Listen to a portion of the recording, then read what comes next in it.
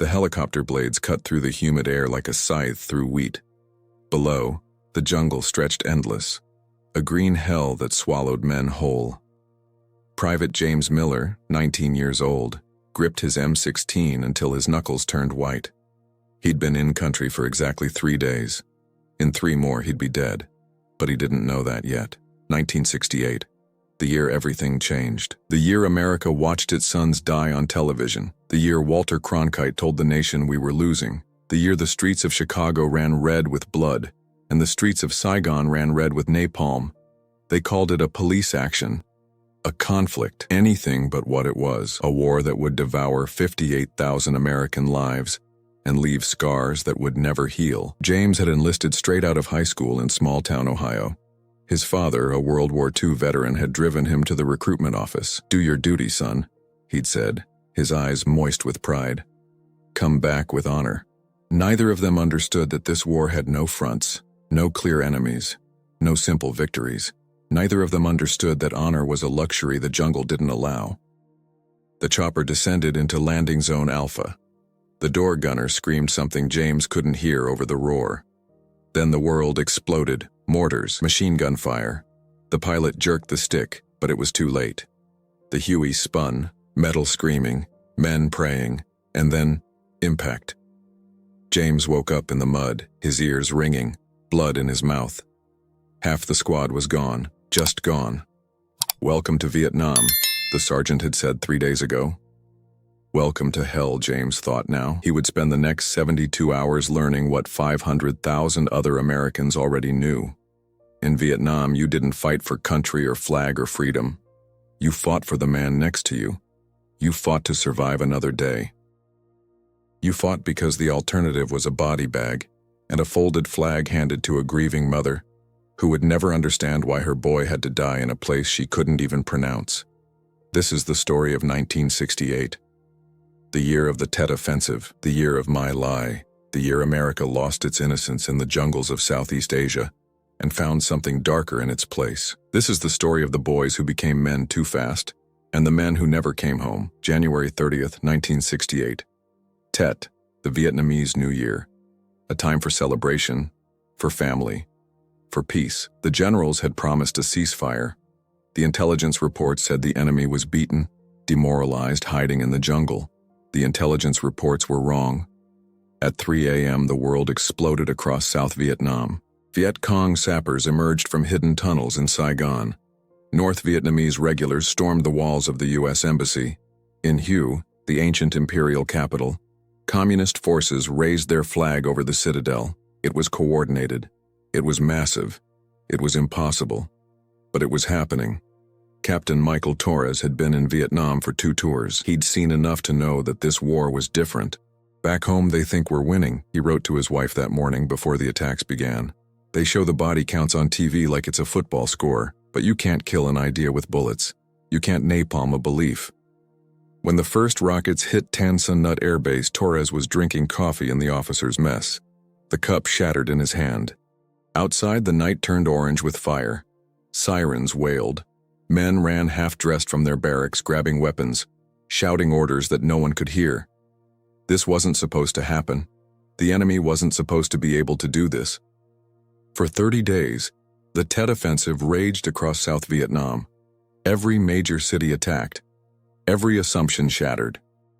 The American military would win every battle and somehow still lose the war, because wars aren't won by body counts or statistics or superior firepower. Wars are won in the hearts and minds of the people, and on the streets of America, those hearts and minds were turning.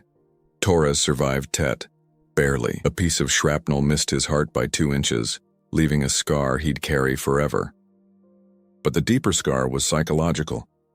"We kept telling ourselves we were the good guys," he said years later. "We were there to help, to stop communism, to protect democracy. But when you're calling in airstrikes on villages, when you're burning homes because they might hide the enemy, when you can't tell friend from foe, what are you really protecting?" The images from Tet shocked America. The photo of General Nguyen Ngoc Loan executing a Viet Cong prisoner on a Saigon street. The footage of American soldiers fighting desperately to retake their own embassy. The realization that after 3 years and billions of dollars and thousands of lives, the enemy could still strike anywhere, anytime. In living rooms across America, families watched the evening news in horrified silence. This wasn't World War II. There were no clear battle lines, no obvious progress, no certain victory.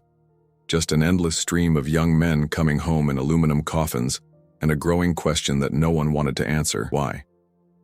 The letter arrived on a Tuesday. Sarah Chen remembered because she was making her mother's dumplings when the doorbell rang. Her hands were covered in flour. She almost didn't answer. She wished she hadn't. "We regret to inform you that your husband, Staff Sergeant David Chen, was killed in action on March 16, 1968, in Quang Ngai Province, Republic of Vietnam." 26 words. That's all it took to destroy a life. David had been part of Charlie Company, 1st Battalion, 20th Infantry Regiment. What the letter didn't say, what the Army would try to hide for months, was that David had died trying to stop a massacre. My Lai.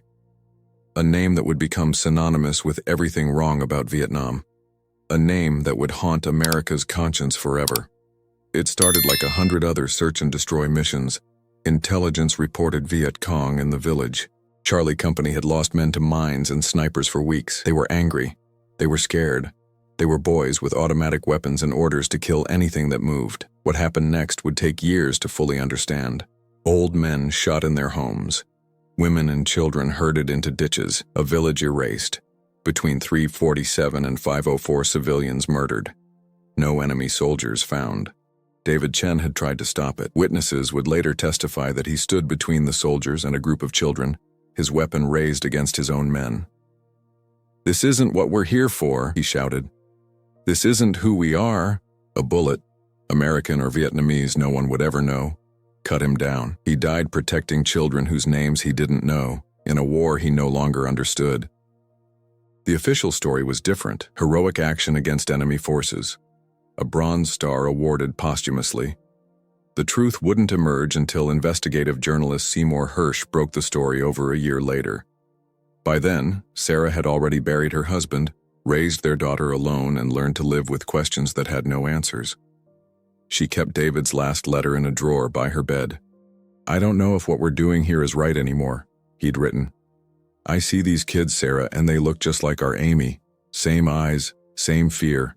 I joined to serve my country, but I don't know what country I'm serving anymore.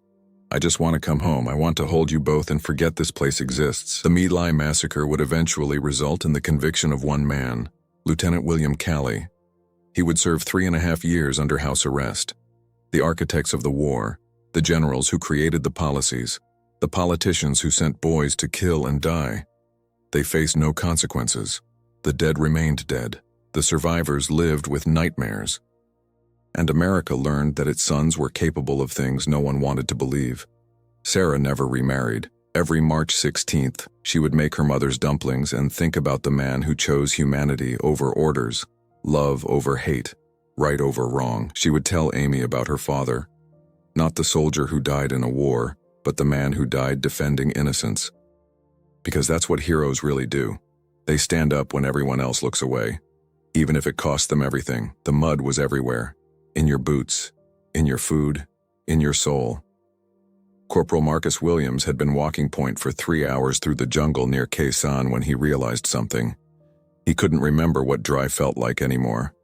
Khe Sanh, a hilltop base in the middle of nowhere that somehow became everything. For 77 days in early 1968, 6,000 Marines held out against 20,000 North Vietnamese troops. Why? Because the general said it was strategic.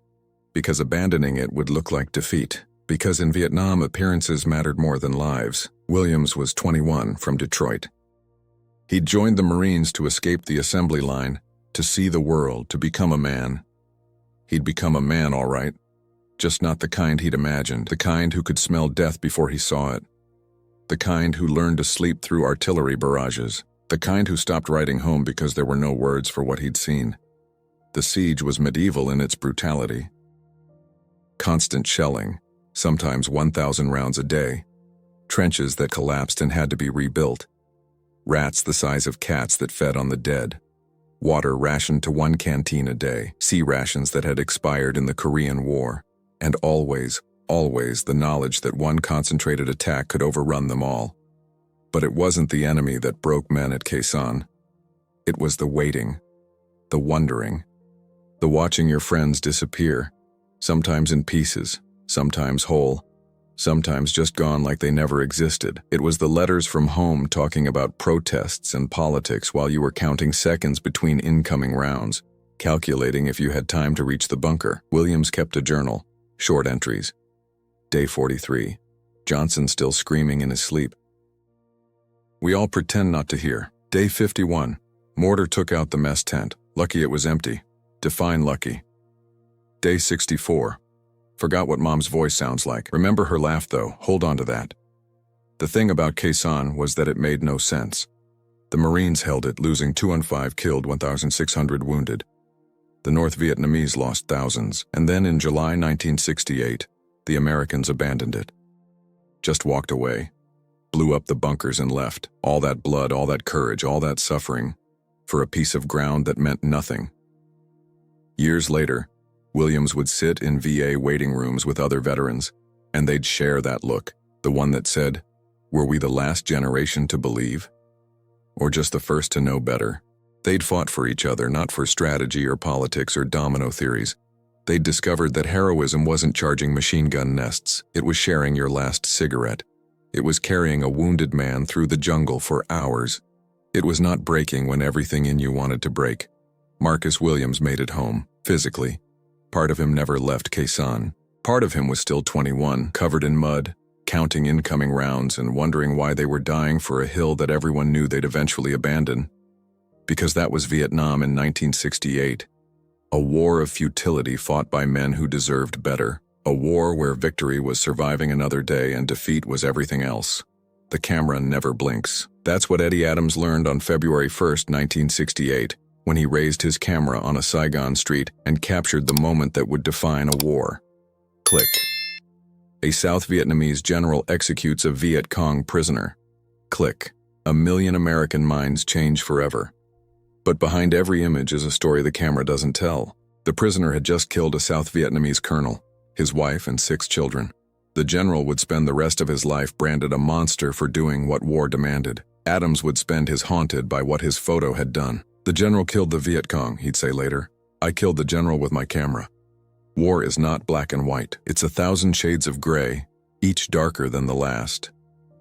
In 1968, television brought those shades into American living rooms every night at 6. For the first time in history, families ate dinner while watching their sons die in real time. The Pentagon called it the living room war.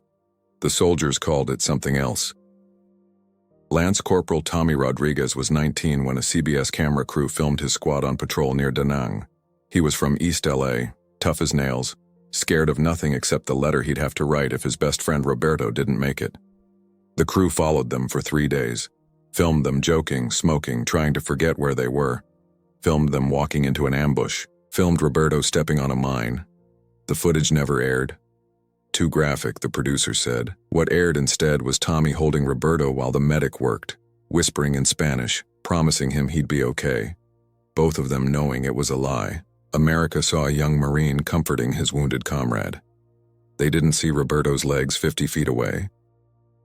They didn't hear Tommy's screams after the camera stopped rolling. They didn't know that Tommy would carry Roberto's St. Christopher medal for the next 50 years, unable to forget, unable to forgive.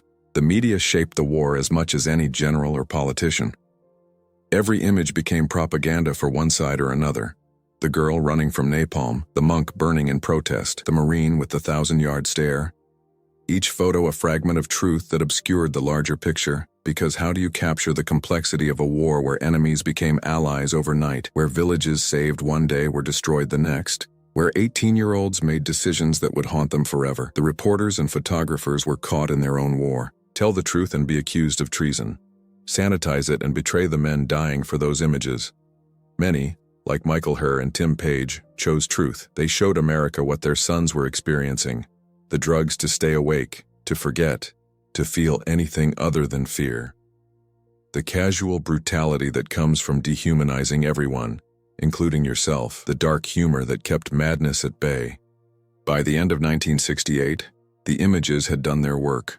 Support for the war plummeted. The credibility gap became a chasm. Americans no longer believed what their government told them because they could see the truth on their televisions.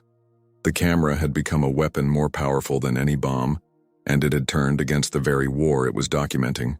But for men like Tommy Rodriguez, the cameras changed nothing. Roberto was still dead.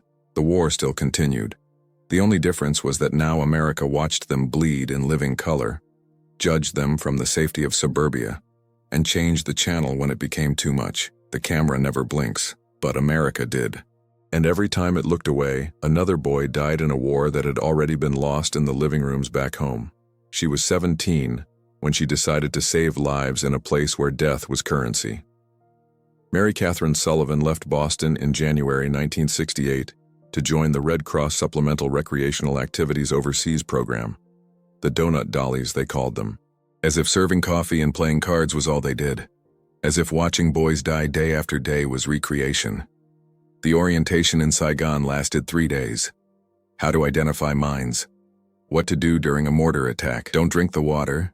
Don't trust anyone. Don't fall in love with the soldiers and they won't be around long enough. Mary broke that last rule within a week. His name was Daniel Park, a Korean-American medic from San Francisco. He had hands that could suture wounds in the dark and eyes that had seen too much. They met during a rocket attack on Khe Sanh base. Mary was leading a sing-along in the recreation center when the first rocket hit. The lights went out. Someone screamed. In the chaos, Daniel appeared, guiding everyone to the bunkers, his voice calm in the darkness. Follow me. Stay low. You're going to be fine.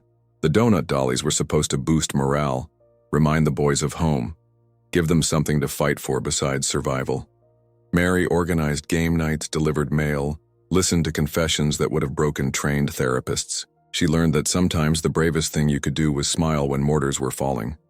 Sometimes courage was playing hometown trivia while blood soaked through the rec center floor from the triage unit next door.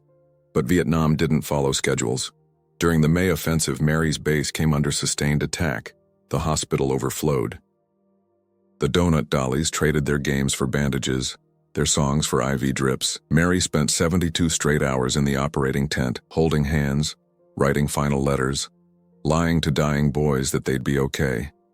She watched Daniel work miracles with morphine and prayer, saving those he could, easing the passing of those he couldn't. One night between attacks, they sat on sandbags watching green tracers arc across the sky like deadly fireworks. "Why did you come here?" Daniel asked. Mary thought about the recruiting poster, the sense of duty, the need to do something. "Same reason you did," she said. "To help." He laughed, bitter and beautiful. "I came because they drafted me. You came because you chose to. That makes you braver than any of us." 3 weeks later, Daniel's medevac helicopter was shot down evacuating wounded from a fire base. No survivors. Mary found out during mail call, reading the casualty list like she did every morning, praying not to recognize names. She didn't cry. Couldn't. There were boys in the rec center who needed to see her smile, needed to believe that beauty and kindness still existed in the world. She finished her tour in December 1968. 12 months in hell disguised as volunteer work. She'd served coffee to 10,000 soldiers, played countless games of cards, and held the hands of more dying boys than she could count. The official reports would list her as non-combat personnel. But Mary Catherine Sullivan had fought her own war, against despair, against hopelessness, against the crushing weight of watching youth die daily. She never married, never forgot. Every Memorial Day, she'd visit the wall in Washington, running her fingers over names she recognized, names of boys who'd laughed at her jokes, who'd cried on her shoulder, who'd died believing someone cared. Because someone did. The Doughnut Dollies carried no weapons, wore no armor, earned no combat pay. They just showed up, day after day, proving that even in humanity's darkest moments, light could exist. Even if it came in the form of a 17-year-old girl from Boston, serving coffee and hope in equal measure. The protest signs read, "Baby Killer" and "Murderer." But specialist Jerome Washington couldn't hear the words over the ringing in his ears. Mortar fire did that, left you half deaf and fully broken. He'd landed at Travis Air Force Base after 13 months in country, expecting, what? Parades? Thank yous? At least indifference. Instead, He got spit and rage from people his age who'd never held a dying friend or walked through a minefield. 1968 was the year America turned on its warriors. Not the war, the warriors. The boys who'd been drafted against their will, sent to fight an unwinnable war, then blamed for following orders. Jerome was 22 from Memphis, drafted 2 weeks after Dr. King was shot. He'd watched his neighborhood burn on a television in basic training, then been sent to prevent a different country from burning. The irony wasn't lost on him. In Vietnam, Jerome had been a door gunner on a Huey, flying medevac missions into hot LZs. He'd saved lives, lost friends, done things that woke him up screaming.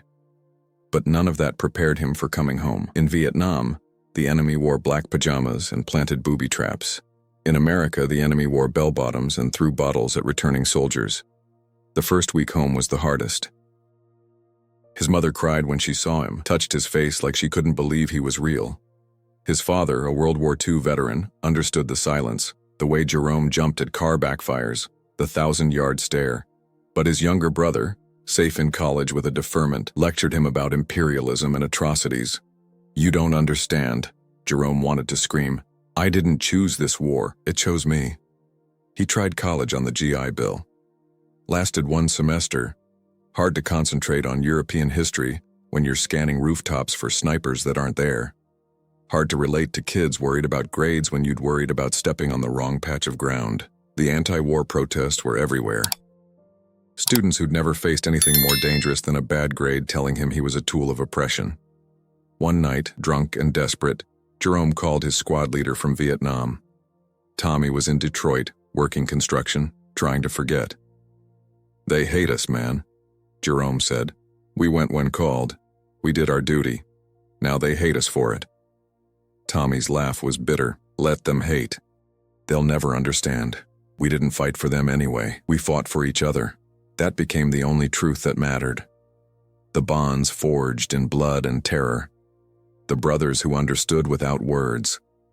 They formed their own communities, Vietnam veterans against the war. Not because they were anti-American, but because they were anti-Lai. They'd been told they were fighting for democracy while propping up dictators. Told they were winning while losing friends daily. Told they were heroes while being treated like pariahs. The country that sent 2.7 million Americans to Vietnam couldn't decide what to do with them when they returned. No ticker tape parades like World War II. No grateful nation like Korea. Just silence at best, hostility at worst. Veterans disappeared into bottles, into drugs, into the woods. The lucky ones found each other, found understanding and shared trauma, found ways to live with what they'd done and seen. Jerome Washington would spend decades fighting a different war, for recognition, for treatment, for the simple acknowledgement that they'd served when called, bled when ordered, and deserved better than a nation's turned back. Because 1968 wasn't just the year America lost its innocence in Vietnam. It was the year America abandoned the boys it sent to lose it. And that betrayal, more than any battle, would leave scars that never healed. The morphine was running out. Captain Patricia Hayes, Army Nurse Corps, had been triaging wounded for 16 straight hours at the 12th Evacuation Hospital in Khe Sanh. Outside, the Tet Offensive raged into its second week. Inside, she fought her own war against time, blood loss, and the terrible mathematics of battlefield medicine. Who could be saved, who couldn't, who would have to wait and probably die waiting. Patricia was 25, from a small town in Iowa where the biggest trauma was farm accidents. Nothing in nursing school had prepared her for this. Boys with their intestines in their hands. Traumatic amputations from mines. Burns from napalm that made identification impossible. She'd learned to categorize horror: expectant, going to die; immediate, might live with surgery now; delayed, can wait; minimal, walking wounded. She'd learned to play God with a grease pencil and triage tags. The heat was oppressive, over 100 degrees in the operating tent, no air conditioning. Flies everywhere, drawn by blood and waste. The surgeons worked in their underwear, sweating through 12-hour shifts. Patricia and the other nurses moved like ghosts between gurneys, starting IVs in the dark, holding pressure on wounds that wouldn't stop bleeding, whispering lies of comfort to boys calling for their mothers. February 3, 1968. She'd remember the date forever. A Chinook helicopter arrived with 40 casualties from a firefight near Saigon. Too many.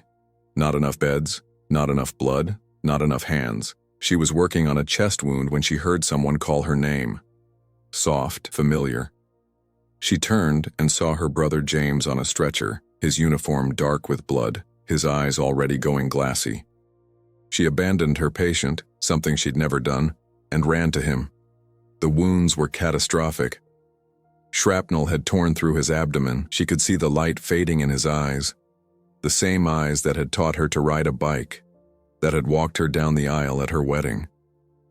"Patty," he whispered, "is that you?" She held his face, her professional composure shattering.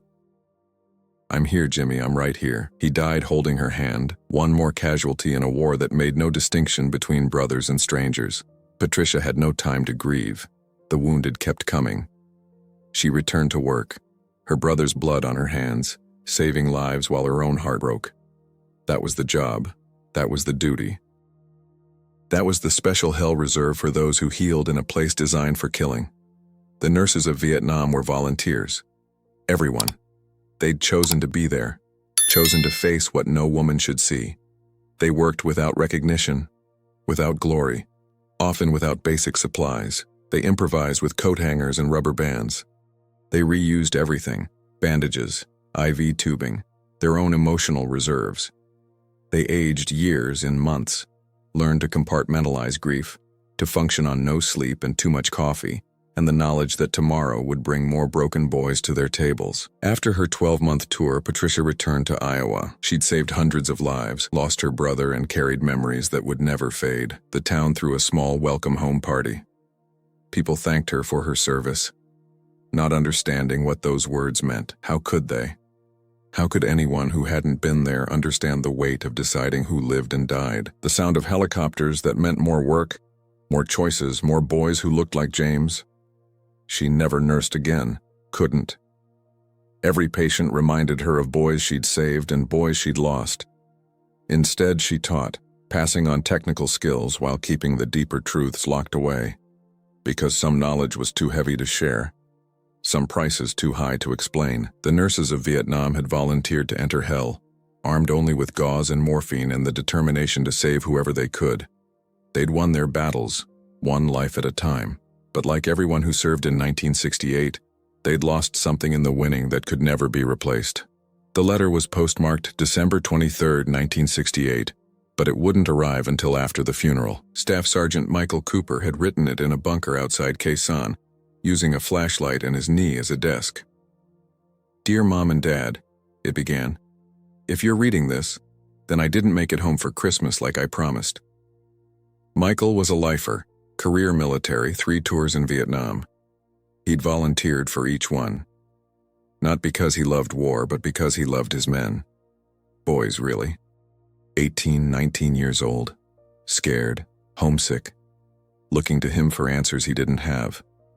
He couldn't abandon them to learn what he'd learned the hard way, that survival was equal parts training, luck, and looking out for each other. Christmas in Vietnam was its own special kind of cruel. Command tried, turkey dinners flown in, Bob Hope doing shows, chaplains holding services in bunkers.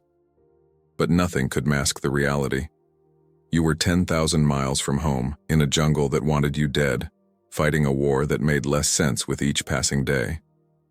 The Christmas truce was a joke. Charlie didn't celebrate Christmas. Michael's squad had drawn patrol duty on Christmas Eve.